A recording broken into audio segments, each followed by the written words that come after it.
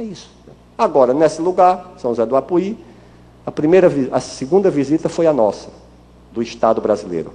A primeira foi um helicóptero com metralhadora para assustar toda essa população. Você vai em Rondônia, o que existe de gente lá enterrada, que foi do Rio Grande do Sul, do Paraná, se aventurar por ali, que a malária matou, a família inteira, matou pai, matou mulher, matou menino, levados pelo governo, chamados pelo governo, e hoje os descendentes dessas pessoas ainda são tratadas como criminosas. Aí vai no interior da Amazônia, em algumas cidades, prostituição infantil, a partir de meninas de 10 anos de idade. O índice de violência, se você quiser um menino de 18 e 19 anos para fazer um crime de aluguel, está cheio nas cidades. Pode ser uma coisa dessa. Isso é futuro para o nosso país. Os pequenos proprietários vendendo as suas posses para uma pessoa de classe média, um médico, um advogado, um aposentado que queira uma chácara de fim de semana, porque para se sustentar com aquilo ele não se sustenta. Então, para os proprietários de até 4 módulos fiscais, a dispensa da recomposição da reserva legal. E ele vai fazer lá sua APP, cuidar da água, do monte, do morro. Para os demais proprietários, a partir de 4 módulos, que ele possa somar a reserva legal com a APP.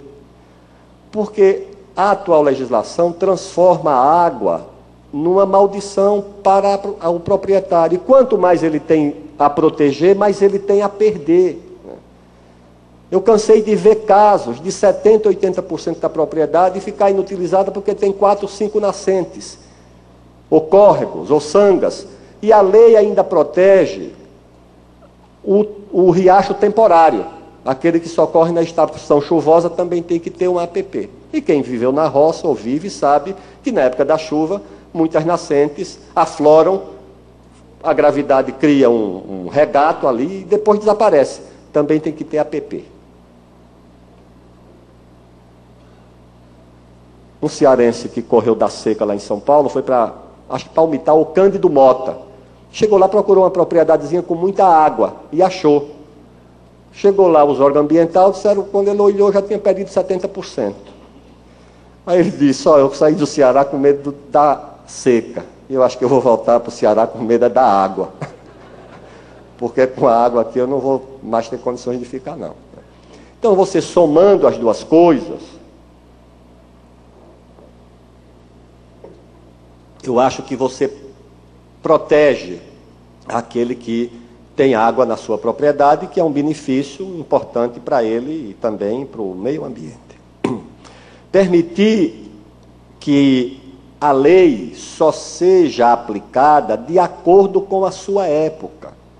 Você não pode exigir que o cidadão que recebeu uma área em Rondônia ou no Mato Grosso do governo, autorizado a usar 50%, e agora o governo disse que ele só pode usar 20% e ele seja um criminoso. Ou que alguém que abriu uma propriedade há 50, 60 anos, hoje tenha que responder por uma coisa que não era exigido dele na época. Ou seja, a lei vale de acordo com a época. Ou seja, a lei não pode avançar, a não ser quem abriu a propriedade depois que a lei estava em vigor. Quem estava antes, a minha posição no relatório é que não possa se exigir. Ou seja, se você ocupava uma APP quando era 5 metros ou 100, e depois você muda para 30 e para 500 metros, e você passou a ser criminoso por causa disso.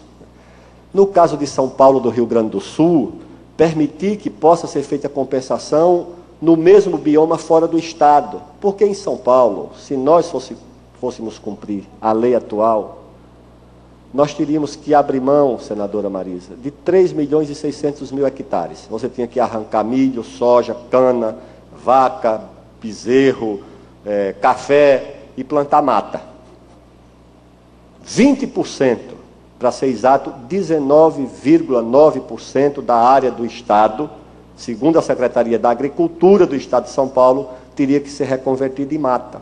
Com desemprego, queda da renda no campo, queda da renda dos municípios mais pobres que dependem da agricultura e da pecuária, e tem gente que acha que isso é uma solução viável.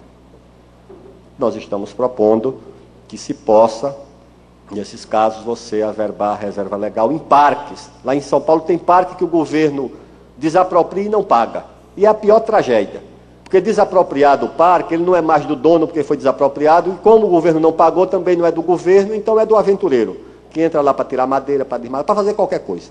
É essa situação que nós temos no Brasil inteiro, esse passivo das pessoas já vivendo dentro da propriedade, já tendo ali, isso transforma em parque, em reserva, em flona, e virou um inferno. Tentar resolver desse jeito.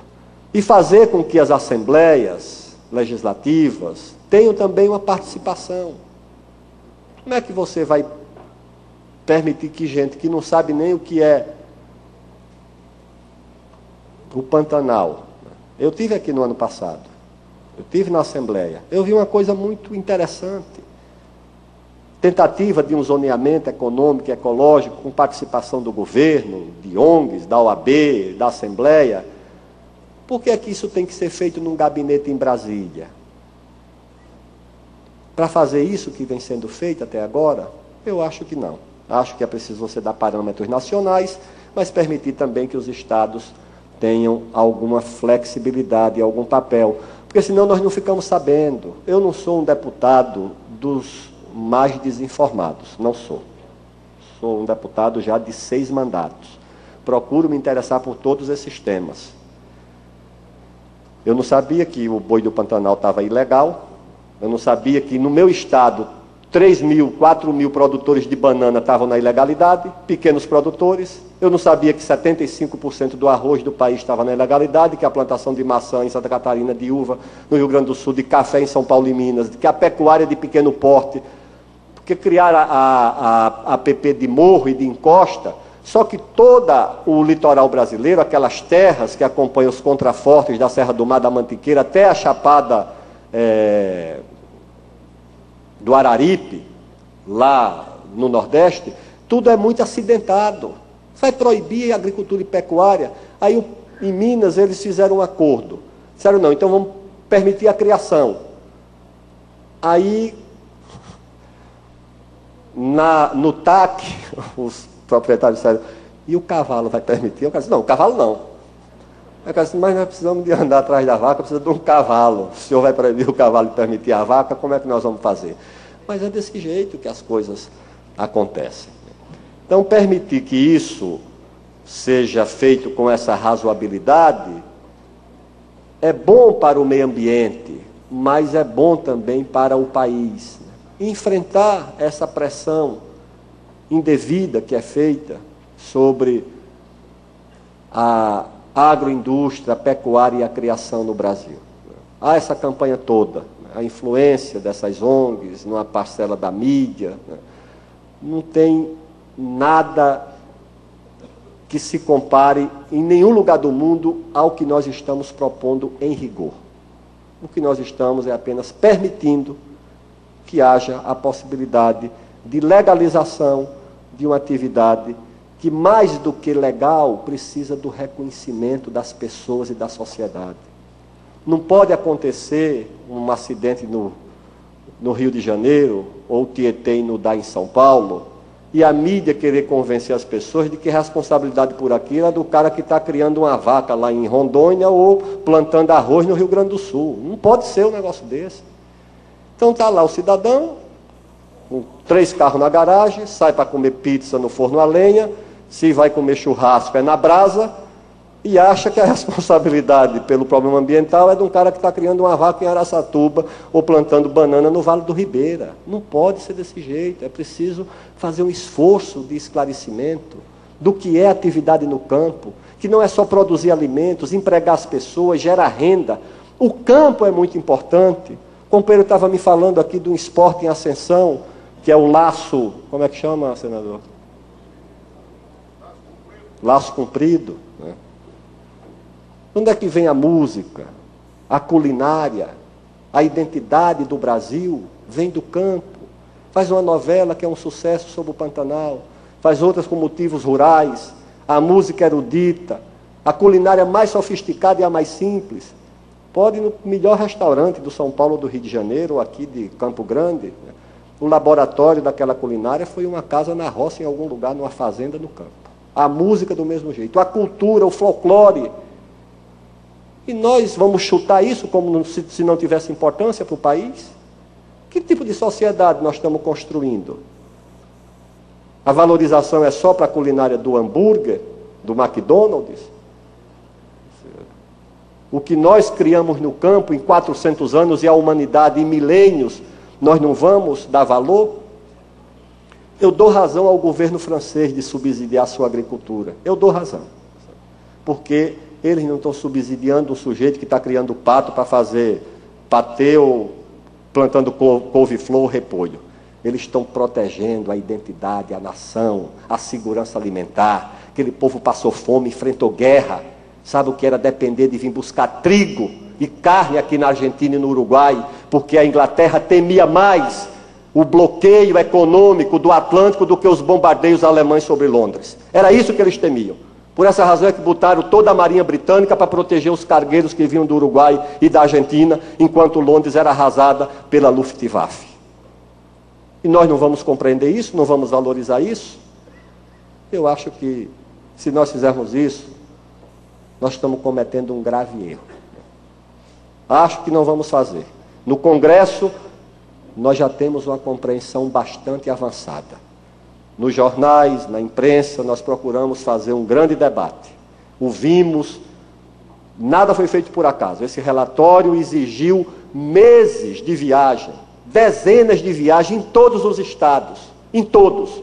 Das caatingas lá de Alagoas e de Pernambuco, até o interior do Rio Grande do Sul. Tá certo? Onde eu fui colher arroz, colher uva. Fui lá para ver de perto.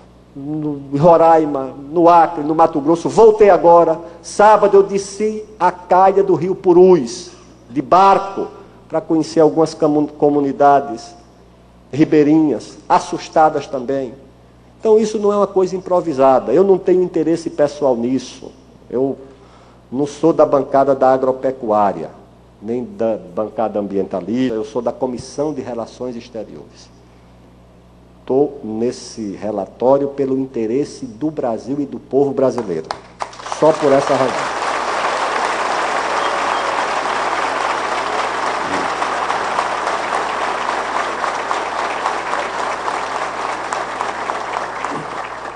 Os senhores devem saber que eu sou do Partido Comunista há mais de 30 anos.